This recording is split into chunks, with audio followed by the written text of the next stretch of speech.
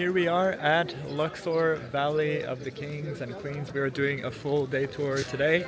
First stop of the day. Can't see much yet, but there's potential.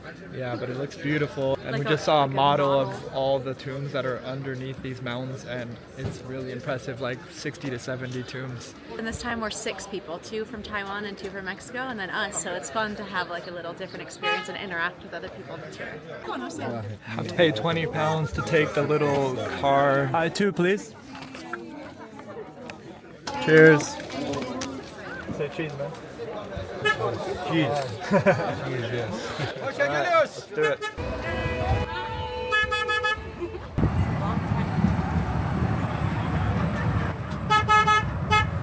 First stop is the tomb of Ramses IV. This is actually one of the largest tombs at Valley of the Kings, which really shows the power and influence of the great pharaoh. The detailed hieroglyphics found in this tomb are a real testament to the splendor of the pharaoh's final resting place. King Ramses IV built numerous temples, most notably the Temple of Luxor, and also expanded Egypt's territory, conquering lands in the Levant, which is modern-day Cyprus, Lebanon, Syria, Israel, Jordan, and Palestine. First impressions of the Ramses IV tomb is that it's completely packed, really hard to walk in, not for the claustrophobic. He's still remembered today as one of Egypt's most successful rulers, since he also introduced new laws and promoted lots of art and culture. Okay, bird's eye view of the hordes of tourists coming in.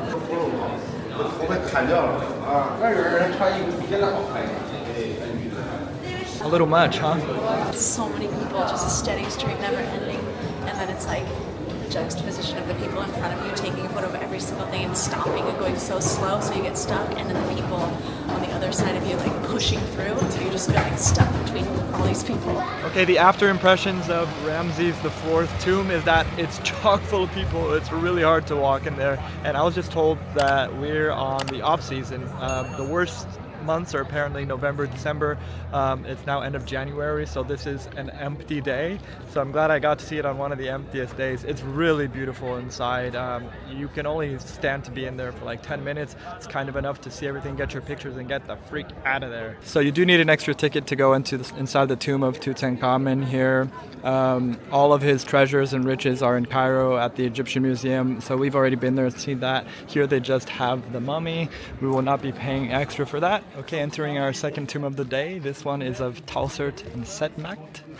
Let's see if it's a little more spacious in there than the last one.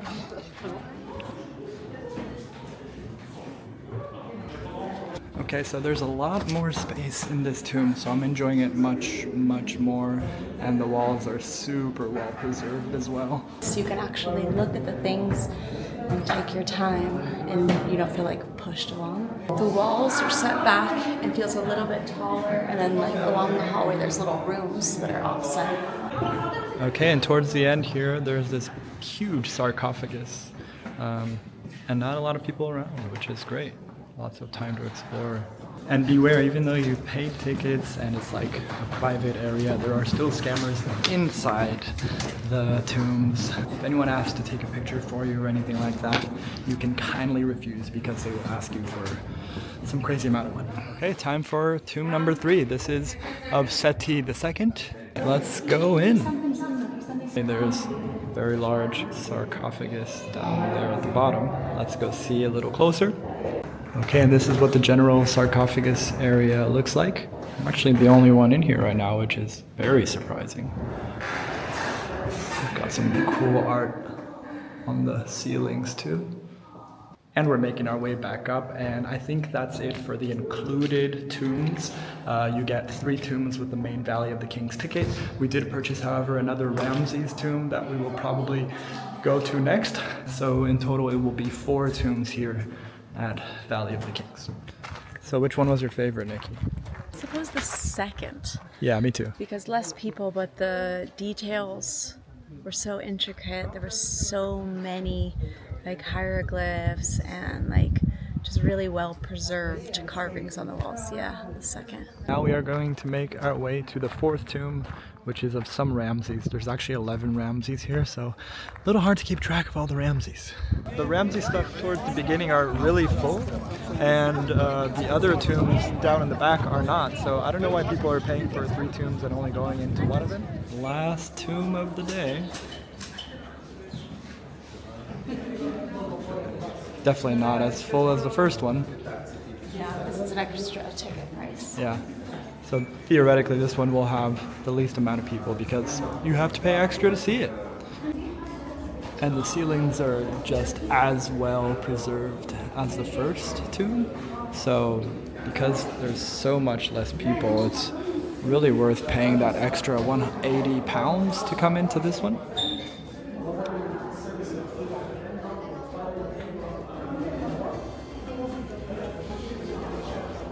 This tomb was started by Ramses V and finished by Ramses VI. And it's definitely one of the coolest tombs here, since as you can see the surface is completely covered with intact hieroglyphs and paintings. Heading into the main chamber here, where they have a reconstructed sarcophagus. The real face is in the British Museum apparently. I must have seen it recently.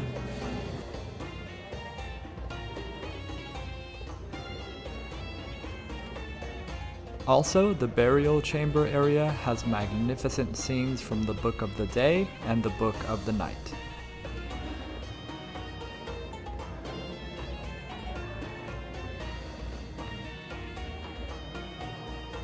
Okay, that's it for Valley of the Kings. We are leaving our 4th tomb, which was the extra one, and I thought this one was absolutely beautiful because it was as preserved as the first one with 1/4 of the people, it seems. It was really cool. I think the thing that stands out the most is just how big the sarcophagus is. I mean, it's not complete, it's like reconstructed from pieces, and so there's a lot of pieces missing, but it's massive.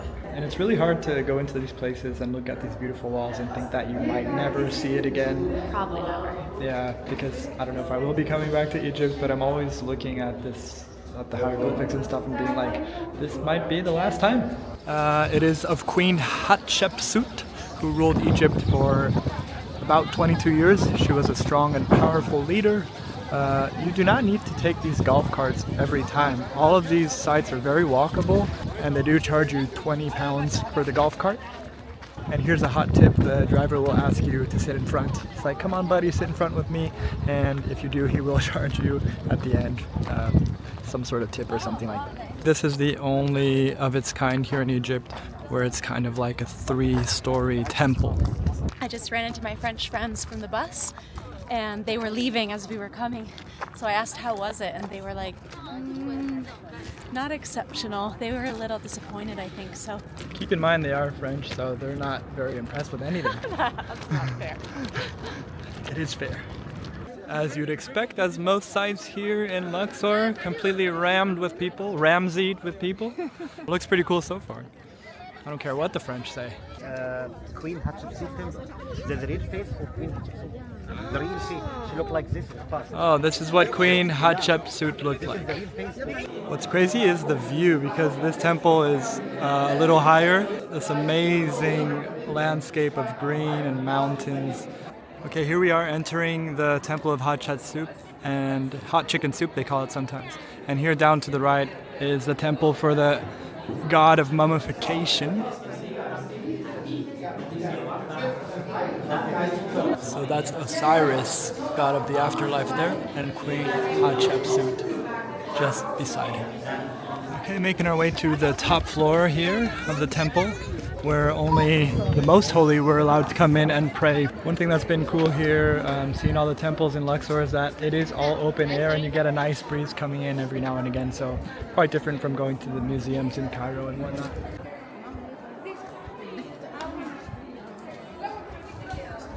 But we have made it to Valley of the Queens, which had like 100 tombs or something like that, but most of them have been destroyed, so we'll see how much we'll be able to see here. You got him? You got them. How much is it? $360 for 2, so $180 each. Here's a general view of Valley of the Queens as you enter.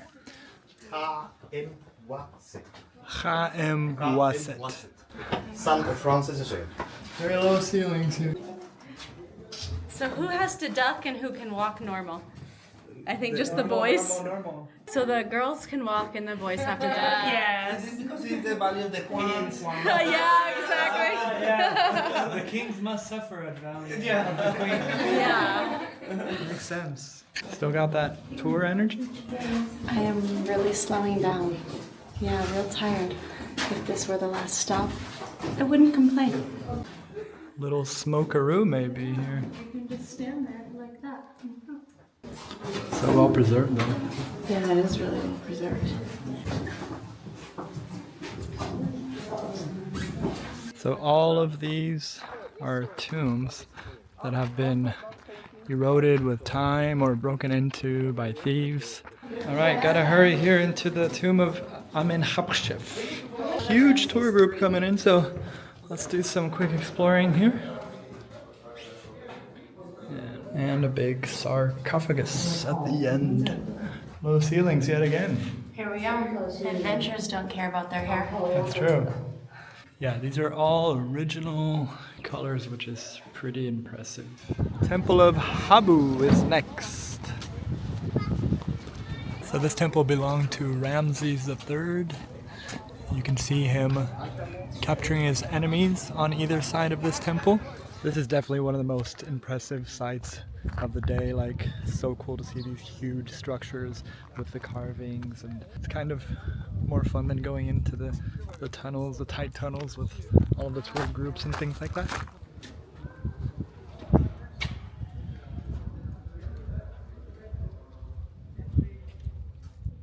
Yeah, it just gets better and better. These huge columns and statues on either side. So you just walk further and further into this temple, and each area just blows you away more and more. I haven't been impressed by a historical site like this in a very long time, and this is hands down the best destination of the day. Just look at all the details in these walls, it's crazy. All originally preserved. Every passageway that we enter, like the new room, it's just even more impressive. It's like these crazy columns with all these carvings. It's just really amazing. Now entering the last area here of the Habu temple. Yes, very cool. Amazing.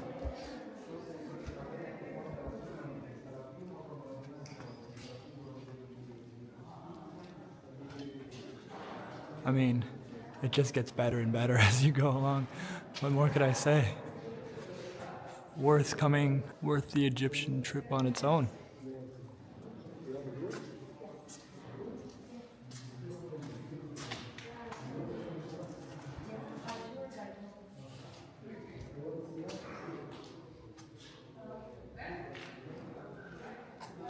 Statue look like what?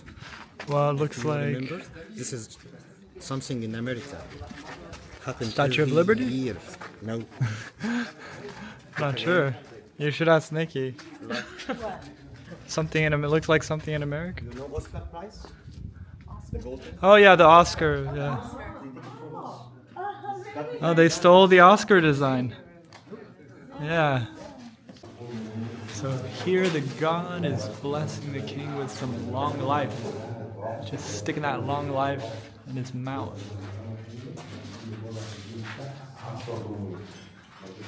And you can see some sacrifices here. Just getting that good cut of meat. Apparently that was so the animal didn't feel any pain. And this whole wall is of offerings, so you can see them offering some ducks, and fish and whatnot, bread, cattle.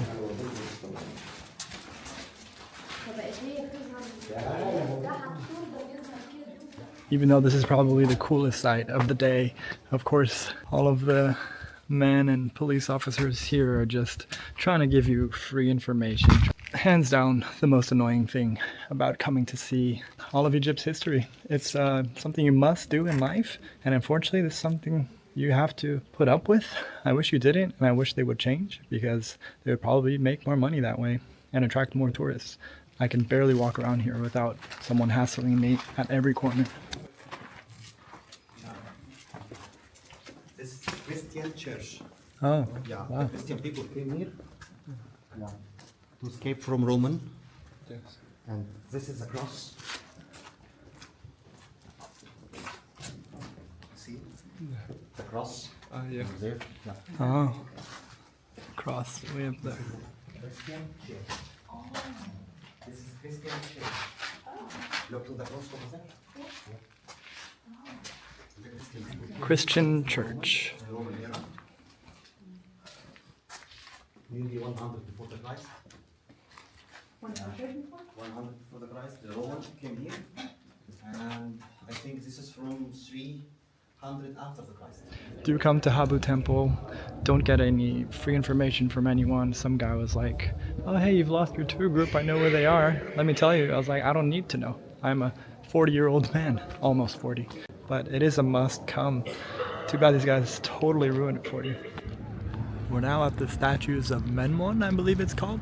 And one of these was Tutankhamun's grandfather. Apparently he ruled for like 38 years. These were actually made just from one stone each, I believe. It seems like they also have some in the back here. We're not going that far. I'm done for today, guys. About ready to go back to the dungeon? I'm ready to get some falafel and some food and then go back to the dungeon. Okay. I just wish there was a window. But Oh, I don't care about that. As long as there's no people trying to sell me something. I can't even begin to describe how tiring it is to spend 8 hours with every single person you encounter trying to sell you something or scam you or take money from you somehow. All you want to do by the end of the day, and I was feeling like this hours ago, is to just go back to my semi-comfortable accommodation and just not speak to a single soul ever again. So hopefully that will be happening in the next 10 minutes or so. We're just spending 5 minutes at this site, and after that it's time to recover because I don't know how many more of these tours I can take, honestly. So here we are at On the Run Cafe, which might just look like your run-of-the-mill gas station. So when you turn around, what do you see in the back? just a casual. That's not Luxor in Las Vegas, folks. Yeah, next stop, Great Pyramids of Giza.